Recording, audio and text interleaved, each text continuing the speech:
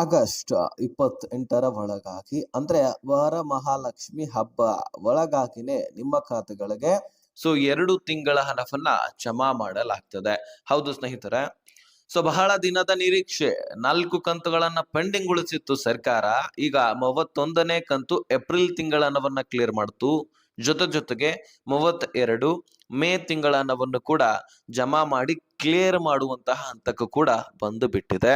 ಈಗ ಈ ವರಮಹಾಲಕ್ಷ್ಮಿ ಹಬ್ಬದಂದು ನಿಮಗೆ ಹಬ್ಬದಂದೇ ಅಲ್ಲ, ಅದಕ್ಕಿಂತ ಮುಂಚಿತವಾಗಿನೇ ನಿಮಗೆ ದುಡ್ಡು ಜಮಾ ಆಗತ್ತೆ. ಆ ದುಡ್ಡು ನೀವು ವರಮಹಾಲಕ್ಷ್ಮಿ ಹಬ್ಬಕ್ಕಾಗಿ ಬಳಕೆ ಮಾಡ್ಕೊಳ್ಬಹುದು.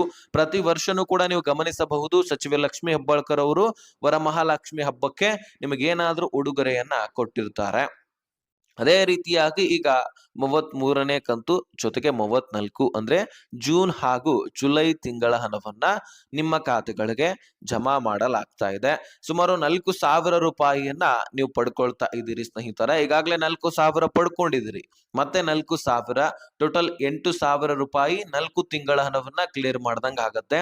ಹಾಗಾದ್ರೆ ಬನ್ನಿ ಈ ವಿಷಯದ ಕುರಿತಾಗಿ ಸಂಕ್ಷಿಪ್ತವಾಗಿ ಎಲ್ಲ ವಿಷಯವನ್ನ ನಾವು ಗಮನಿಸ್ತಾ ಹೋಗೋಣ. ಕಂಪ್ಲೀಟ್ ಆಗಿ ವಿಡಿಯೋನ ವಾಚ್ ಮಾಡಿ, ಎಲ್ಲ ಮಾಹಿತಿಗಳು ಕೂಡ ನಿಮಗೆ ಕ್ಲಿಯರ್ ಆಗಿ ಅರ್ಥ ಆಗತ್ತೆ.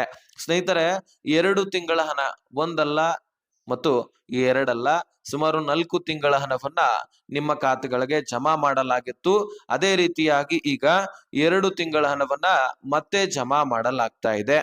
ಆ ಕಂತುಗಳು ಜೂನ್ 33, ಜುಲೈ 34 ಈ 2 ತಿಂಗಳ ಹಣವನ್ನ ನಿಮ್ಮ ಖಾತೆಗಳಿಗೆ ಜಮಾ ಮಾಡಲಾಗ್ತಾ ಇದೆ.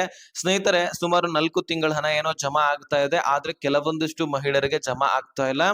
ಹೌದು, ಅದೊಂದು ದೊಡ್ಡ ಸಮಸ್ಯೆ ಆಗಿಬಿಟ್ಟಿದೆ.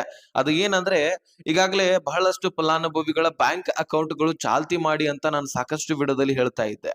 ಯಾಕಂದ್ರೆ ಬ್ಯಾಂಕ್ ಅಕೌಂಟ್ ಏನೋ ಓಪನ್ ಮಾಡ್ತೀರಿ, ಆದ್ರೆ ಅಕೌಂಟ್ ನಲ್ಲಿ ದುಡ್ಡು ಹೋಗಬೇಕಂದ್ರೆ ಅದು ಆಕ್ಟಿವ್ ಇರ್ಬೇಕನ್ರಿ. ಸರ್ಕಾರ ಯಾವ ಅಕೌಂಟ್ಗೆ ದುಡ್ಡನ್ನ ಹಾಕ್ಬೇಕು ಹೇಳಿ? ಅಕೌಂಟೇ ಆಕ್ಟಿವ್ ಇರ್ಲಿಲ್ಲ ಅಂದ್ರೆ ಅದನ್ನ ಡಿಆಕ್ಟಿವೇಟ್ ಮಾಡಿರ್ತಾರೆ. ಯಾಕಂದ್ರೆ ನೀವು ಆ ಅಕೌಂಟ್ ನಲ್ಲಿ ಟ್ರಾನ್ಸಾಕ್ಷನ್ ಮಾಡಿಸ್ತಾ ಇರೋದಿಲ್ಲ, ಅದನ್ನ ನೀವು ಬಳಕೆ ಮಾಡ್ತಾ ಇರೋದಿಲ್ಲ. ಉದಾಹರಣೆಗೆ, ಹಳ್ಳಿಯಲ್ಲಿರ್ತಕ್ಕಂತಹ ಮಹಿಳೆಯರು ಹೆಚ್ಚಾಗಿ ವ್ಯವಹಾರಗಳನ್ನ ಮಾಡ್ತಾ ಇರೋದಿಲ್ಲ, ಹೊಲ ಮನೆ ಅಂತ ನೀವು ನಿಮ್ಮ ಸಂಸಾರದಲ್ಲಿ ಮುಳುಗಿರ್ತೀರಿ. ಆದ್ರೆ ನಿಮ್ಮ ಇಂತಹ ಯೋಜನೆಗಳನ್ನ ಪಡ್ಕೊಳ್ಬೇಕಂದ್ರೆ ನಿಮ್ಮ ಅಕೌಂಟ್ ಆಕ್ಟಿವ್ ಇರೋದು ಮುಖ್ಯ. ಅಂದ್ರೆ ನಿಮ್ಮ ಬ್ಯಾಂಕ್ ಖಾತೆಯನ್ನ ನೀವು ಟ್ರಾನ್ಸಾಕ್ಷನ್ ಮಾಡಿಸ್ತಾ ಇರ್ಬೇಕು ಮೇಲಿಂದ ಮೇಲೆಗೆ. ನೀವು ಬರೀ ಬ್ಯಾಂಕಿಗೆ ಹೋಗಿ ಟ್ರಾನ್ಸಾಕ್ಷನ್ ಮಾಡಿಸ್ಬೇಕಂತೇನಿಲ್ಲ. ಒಬ್ಬೊಬ್ಬರ ಹತ್ರ ಆಂಡ್ರಾಯ್ಡ್ ಫೋನ್ ಇರುತ್ತೆ, ಬ್ಯಾಂಕಿಗೆ ATM ಕಾರ್ಡ್ ಇರುತ್ತೆ. ಆ ATM ನ ಮುಖಾಂತರ phone pay, Google pay, Paytm ಈ ರೀತಿ ನೀವು ಆನ್ಲೈನ್ ಟ್ರಾನ್ಸಾಕ್ಷನ್ ಗಳನ್ನ ಮಾಡಿದ್ರು ಸಹಿತ ನಿಮ್ಮ ಅಕೌಂಟ್ ಆಕ್ಟಿವ್ ಇರುತ್ತೆ ಕಣ್ರಿ. ಅದಕ್ಕಾಗಿ ನಿಮ್ಮ ಅಕೌಂಟ್ ಆಕ್ಟಿವ್ ಇದ್ರೆ ಮಾತ್ರ ನಿಮ್ಮ ಖಾತೆಗಳಿಗೆ ದುಡ್ಡು ಬರೋದು, ಇಲ್ಲ ಅಂದ್ರೆ ಜಮಾನೆ ಆಗೋದಿಲ್ಲ. ಸೊ ಮುಖ್ಯವಾಗಿ ನಿಮ್ಮ ಅಕೌಂಟ್ ಆಕ್ಟಿವ್ ಇದೆ ಇಲ್ವಾ ನೋಡ್ಕೊಳ್ಳಿ. ಯಾಕಂದ್ರೆ ಎಲ್ಲವೂ ಕೂಡ ಸರಿಯಾಗಿರುತ್ತೆ, ನೀವು ಅರ್ಹತೆ ಹೊಂದಿರ್ತೀರಿ, ಡಾಕ್ಯುಮೆಂಟ್ಸ್ ಕೊಟ್ಟು ಬಂದಿರ್ತೀರಿ ಮತ್ತು ನೀವು ಬಯೋಮೆಟ್ರಿಕ್ ಕೂಡ ಮಾಡಿಸಿರ್ತೀರಿ. ಆದ್ರೆ ನಿಮಗೆ ಯಾವ ಕಾರಣದಿಂದ ದುಡ್ಡು ಬರ್ತಾ ಇಲ್ಲ ಅನ್ನೋದೇ ಗೊತ್ತಾಗ್ತಿರೋದಿಲ್ಲ. ಅದಕ್ಕಾಗಿ ನಿಮ್ಮ ಬ್ಯಾಂಕ್ ನಲ್ಲಿ ಸಮಸ್ಯೆ ಇದ್ರೆ ಅಕೌಂಟ್ ಆಕ್ಟಿವ್ ಇದೆಯಾ ಇಲ್ವಾ ಅಂತ ಒಂದು ಸಾರಿ ಚೆಕ್ ಮಾಡ್ಕೊಳ್ಳಿ.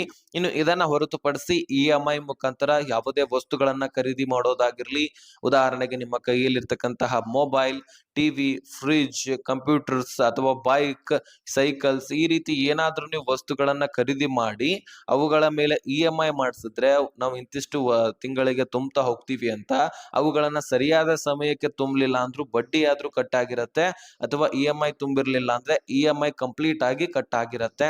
ಅವಾಗ ನಿಮಗ್ ಗೊತ್ತಾಗಿರೋದಿಲ್ಲ. ಹೀಗಾಗಿ ನೀವು ಟ್ರಾನ್ಸಾಕ್ಷನ್ ಚೆಕ್ ಮಾಡಿಸ್ಕೊಳ್ಬೇಕಾಗತ್ತೆ.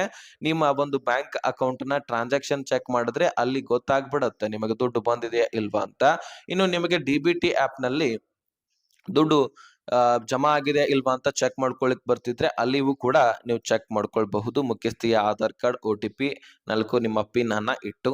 ಓಕೆ, ಈಗ ಈ 4 ತಿಂಗಳ ಹಣದ ಬಗ್ಗೆ ಕ್ಲಾರಿಫಿಕೇಶನ್ ಸಿಕ್ತು. ದುಡ್ಡು ಯಾವ ಕಾರಣಕ್ಕಾಗಿ ಬರ್ತಾ ಇಲ್ಲ ಅಂತ ತಿಳಿತು.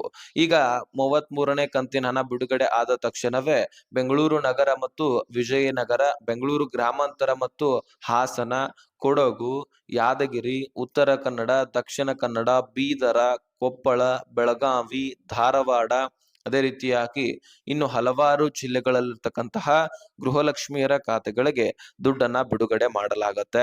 ಒಂದೇ ದಿನದಲ್ಲಿ ಅಥವಾ 2 ದಿನದಲ್ಲಿ ಕ್ಲಿಯರ್ ಆಗೋದಿಲ್ಲ. ಇದು ನಿಮಗೆ ಜ್ಞಾಪಕ ಇರಲಿ. ಸುಮಾರು 10 ರಿಂದ 12 ದಿನ ಬೇಕು ಒಂದು ಕಂತಿನ ಹಣ ಕ್ಲಿಯರ್ ಆಗ್ಬೇಕಂದ್ರೆ. ಆದ್ರೆ ಮೊನ್ನೆ ಯಾವುದೇ ರೀತಿ ತಾಂತ್ರಿಕ ದೋಷ ಆಗಲಿಲ್ಲ. ಸುಮಾರು 15 ರಿಂದ 20 ದಿನದಲ್ಲಿ ನಿಮಗೆ 2 ತಿಂಗಳ ಹಣ ಅಂದ್ರೆ 31 ಏಪ್ರಿಲ್, 32ನೇ ಕಂತಿನ ಹಣ, ಮೇ ತಿಂಗಳ ಹಣ, ಸುಮಾರು 2 ತಿಂಗಳ ಹಣವನ್ನ ಕ್ಲಿಯರ್ ಮಾಡಲಾಗಿತ್ತು. ಒಟ್ಟಾರೆಯಾಗಿ ನಿಮಗೆ ಈಗ 4 ತಿಂಗಳ ಹಣವನ್ನ ಕ್ಲಿಯರ್ ಮಾಡ್ತಿದ್ದಾರೆ.